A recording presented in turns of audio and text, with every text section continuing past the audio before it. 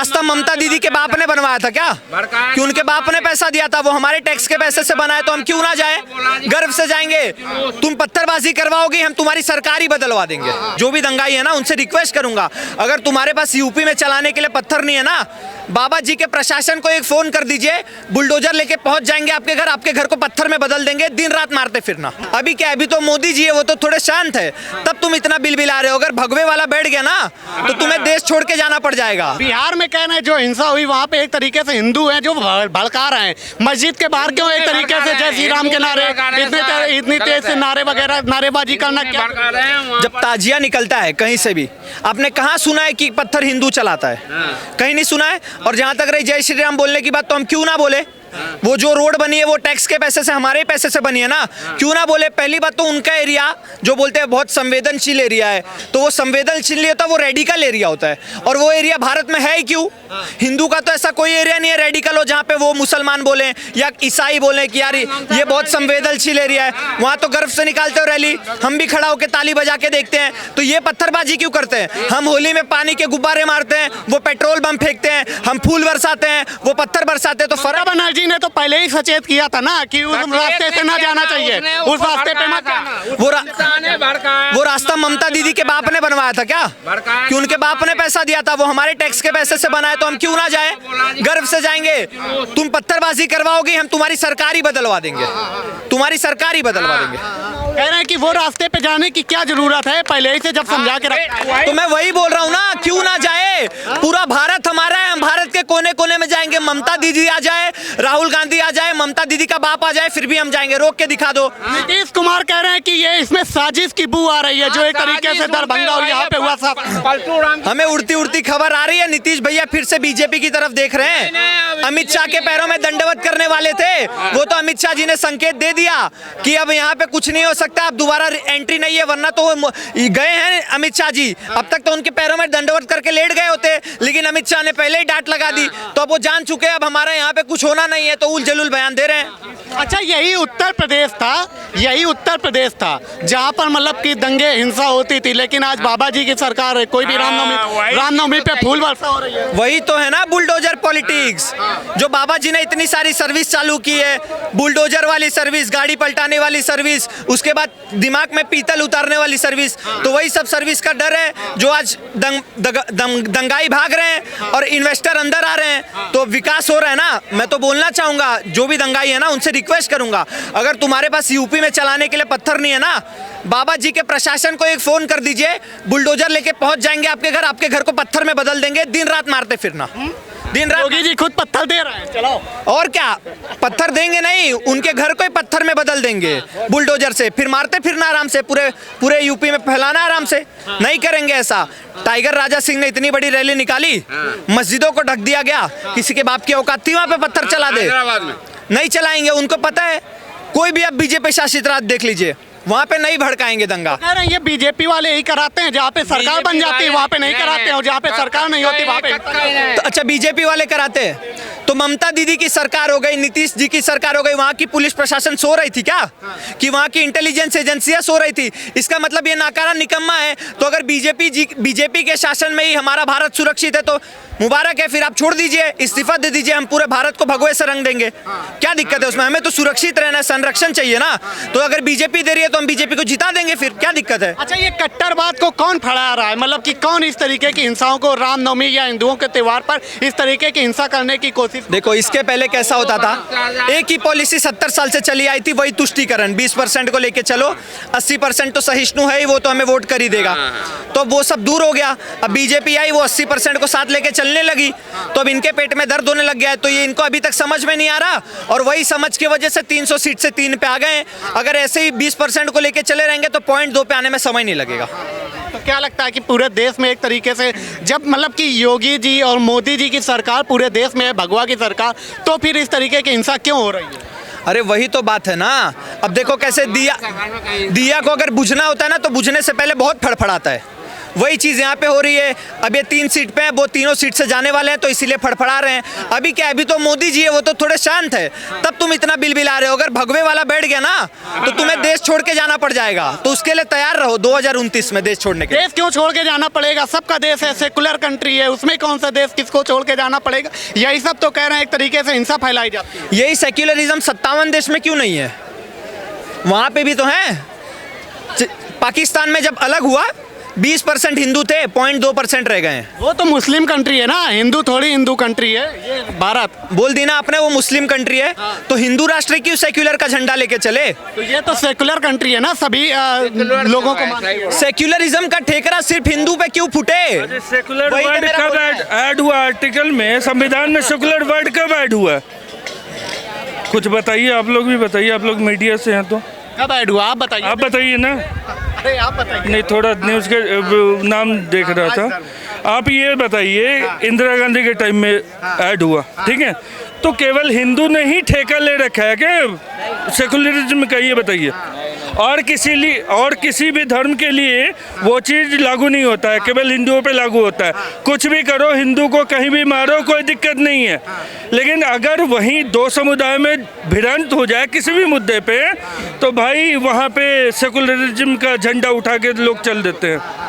नहीं, कह रहे हैं कि मतलब कि जब रामनवमी की या यात्रा कुछ भी चीजें निकल रही हैं तो वहाँ पे नहीं लगता कि गलत हुआ है हिंदुओं के साथ? कह रहे हैं कि वहाँ पे स्पीकर तेज करने की क्या जरूरत अच्छा, है, क्या जरूरत है? झंडा क्या लहराने की जरूरत है? ममता दीदी पहले ही से बता चुकी थी। वहाँ पे दीदी को कौन नहीं जानता है? कौन नहीं जानता है कि मुस्लिम राष्ट्र बनाने में लगे? वो बंगाल को अलग ही देश बना रही है, पहला चीज। दूसरी बात, ये आज से तो नहीं निकल रहा है रैली, ये आज से तो नहीं, ये पता नहीं कितने 100 साल से निकलते आ रहा है। कह रहे हैं मुस्लिमों को देख के जय श्री राम के तेज से नारे लगाते हैं। लगा रहे तो क्या इंडिया में रहते हैं ना, इंडिया में रहते हैं ना, पाकिस्तान में थोड़े रहते हैं जो हम नहीं लगाएंगे। हम कहीं भी आज़ाद हैं, कहीं भी नारा लगाएं। हम उसके घर में, किसी के घर में घुस के तो नहीं नारा लगा रहे हैं। अच्छा, ये चीजें यूपी में नहीं हो पा रही, यूपी में क्यों नहीं? हाँ, आप बस सही सवाल पूछा आपने, क्यों नहीं हो रहा? सोचो, हमें तो चाहे बीजेपी के स्टेट में ही बता दो, जहाँ जहाँ बीजेपी है वहाँ क्यों नहीं हो रहा? रीजन क्या है? रीजन क्या है? आप खुद बताओ। तो यही तो सवाल है कि बीजेपी वाले कहते हैं, ये विपक्षी कह रहे हैं बीजेपी वाले जहाँ नहीं होते सरकार में वहाँ पे हिंसा कराते हैं। पहले बीजेपी स्टेट में होता था तब भी बीजेपी कराती थी, आज बीजेपी स्टेट में नहीं हो रहा तब भी बीजेपी करा रही है। मतलब किसी को मुस्लिम वोट से प्यार है और कोई हिंदुत्व पे बरकरार अपने आप को रख रहा है, तो वो गलत हो गया।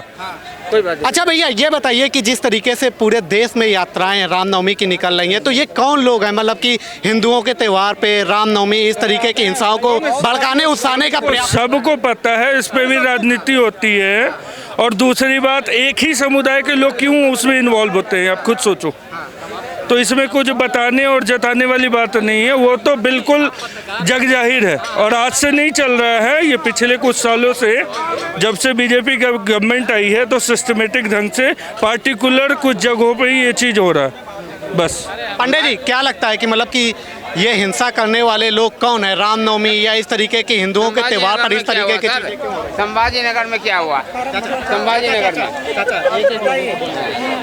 ये देखिए, हिंसा जानबूझ के कराया जा रहा है। मैं पूछता हूँ, ममता बनर्जी ने तो पहले ही कह दिया था कि भैया उस इलाके से मत जाओ। कल अगर बहुसंख्यक समझाए, हिंदू समझाए, यह कहे कि ठीक है भैया आपका इलाका है, कल आपका ताजिया निकलेगा, हमारा भी तो इलाका है, तो हम आपको नहीं निकलने देंगे, तो क्या चलेगा? तब देश ठीक। यही सेकुलरिज्म है इस देश का। ये क्या सिखाना चाहते हैं ये जो लोग ये बयान देके जो माहौल ख़राब कर रहे हैं? इस देश को सिखाना क्या चाहते हो? कहाँ ले जाना चाहते हो भाई? कहाँ बाउंड्री में लिखा हुआ है? किस संविधान में लिखा है कि यह इनका इलाका है या इनका इलाका है? क्यों बांट रहे हो? और आप लोगों के बांटने की वजह से ये सारी घटनाएं घट रही हैं। जानबूझ के कटवा रहे हैं, ये करवा रहे हैं साहब, दूसरा कोई कारण नहीं है। नहीं तो बिहार में कांड नहीं होता, क्यों पहले नहीं हुआ? एक बात बताइए, बिहार की घटना को ले लीजिए, तो इसके पूर्ववत वहाँ के डीजीपी से मैं ट्विटर पे पूछा हूँ, बिहार पुलिस से, कि भैया इसके पहले इन जिलों में जो विवादित जगहें थी वहाँ छतों पे पुलिस रहती थी, पहले ही बिठा दिया जाता था। तो इस साल पुलिस क्यों नहीं है? क्यों नहीं? यही तो पूछना है। कौन जिम्मेदार है इसके लिए? पुलिस जब जानती थी, हर साल छतों पे पुलिस बिठा दिया जाता था, एक गन होता था, एक कैमरा होता था, हर 5-5 10-10 घरों के बाद एक पुलिस वाला होता था। तो अब छतों पे इसलिए कि छतों पे पत्थर, अगर पुलिस रहेगी तो पहले ही बता देगी ना, पहले ही पता चल जाएगा कि साहब छत पे तो पत्थर है। तो किसके कहने पे? मैं यही पूछना चाहता हूं कि आदेश किसका था कि छत पे पुलिस इसके पहले होती थी, अब क्यों नहीं? वो तो कह रहे हैं नीतीश कुमार या आरजेडी कह रहा है कि मतलब कि बहुसंख्यक हम हिंदू है इस देश में, और ऑल ऑफ हिंदू मिनिस्टर है, प्रधानमंत्री, गृह मंत्री, राज्य मंत्री, कोई भी देख लो आप, पूरी लिस्ट उठा के पार्लियामेंट की, है ना। उसके बाद भी अगर हम दिक्कत में है, मैं कहना चाहूँगा पूरी पार्लियामेंट को डूब के मर जाना चाहिए उनको, जो वो पूरे पार्लियामेंट में बैठने के बाद भी, और उनको पब्लिक को ये सवाल पांडे जी ये कह रहे हैं कि मतलब कि पूरा देश में अगर हिंदू की सरकार है तो हिंदू खतरे में क्यों? 10 साल से हैं, 10 साल से नोवा चल रहा है। सुनिए कह रहे हैं हिंदुओं की सरकार होने बाद खतरे। अरे सुनो तो यार, बताइए। अभी सरकार 356 लगा देगी, अभी पूरा बंगाल, ममता बनर्जी रोने लगेंगी, लोकतंत्र की हत्या हो गई, अभी कुछ नहीं हो रहा है। 6 महीना इसी दिल्ली में रास्ता जाम किया गया, कोई लाठी नहीं चलवाया मोदी जी। पूरे देश में इस समय कौन लोकतंत्र की हत्या कर रहा है? ममता बनर्जी कह रही हैं, ठीक ना। पूरा विपक्ष इस समय लोकतंत्र की हत्या, 6 महीना किसान आंदोलन के नाम पे किया गया, लाठी चला क्या, गोली चलवाए क्या मोदी जी? लेकिन लोकतंत्र की हत्या पूरे देश में, यहाँ तक कि नहीं, फ्रांस, जर्मनी और यूनाइटेड नेशन माने यूरोपियन यूनियन में जाके इस देश का कहता है कि लोकतंत्र की हत्या हो गई ना। समझ गए कि नहीं? ये प्रोवोक करके कराना चाहते हैं कि किसी तरह से 356 लगे, ठीक ना, और फिर ममता बनर्जी रोए कि देखो मोदी तो तानाशाह है, मोदी गुंडा है, मोदी ने ऐसा कर दिया, सरकार गिरा दिया, ये कर दिया, वो कर दिया। ये जानते हैं, ये चंद लोगों के विचार है कि आप एक व्यक्ति को, मतलब पूरी सरकार को आप एक ही आदमी पे, मोदी जी के नाम पे ये लोग उसको पूरा बांडा फोड़ना चाहते हैं। इतने जो 540 के आसपास, 540, शांति रखो, 540 के आसपास एमपी है, बाकी सब लोग बेवकूफ़ है। एक आदमी को आगे रख के फिर उनको जो हम इतनी सिक्योरिटी ये सब चीज़ें दे रहे हैं, बाकी लोग किसी काम के नहीं है, तभी तो एक फेस पे वैल्यू हो रही है। एक फेस, एक पार्टी, एक नेशन, सब चीज़ें एक में निमट के रह जाएगी। लोकतांत्रिक देश है का हर आदमी। ये बहुत डीप क्वेश्चन है। जब तक आप अपने डिस्ट्रिक्ट से, अपने विधानसभा से, अपने बीच से अच्छा नेता नहीं भेजोगे, अपना नेता जब पार्लियामेंट में जाएगा अपने बीच से, समाज के, वो किसी लोगों के या किसी पार्टी के, किसी बड़े नेता के पूंछ के पीछे आपको क्या लगता है हिंदू के नाम पे पार्टी जलाने? आप उस बुनियादी क्वेश्चन पे क्यों नहीं जा रहे हो कि एक बड़ी पार्टी, चाहे वो भाजपा हो या कांग्रेस हो या कोई भी अदर पार्टी है, जो बड़ी पार्टी के पीछे जो सीटें मिल रही है, एक आदमी की बात कर रहे हैं ना, सिटी। मैं 1 मिनट आपका जवाब दे रहा हूँ। इस समय जेपी नड्डा हैं, ठीक ना जी, जहाँ से नीतीश कुमार निकले, जहाँ से मुलायम सिंह निकले, जहाँ से लालू यादव निकले, जेपी आंदोलन से, जेपी नड्डा भी वहीं से निकले हैं, वहीं पटना से पढ़े और विद्यार्थी परिषद के पढ़े हुए। कभी कोई कंट्रोवर्शियल बयान पढ़े हैं? तो नीतीश कुमार भी तो सही है, कौन सा कंट्रोवर्सी बयान? वो अभी खराब है, अभी जब उनके साथ में थे तो लोग बोलने नहीं देंगे क्या? मेरे सामने माइक के साहब मारेंगे नहीं ना, बोल तो लेने दीजिए पूरी बात।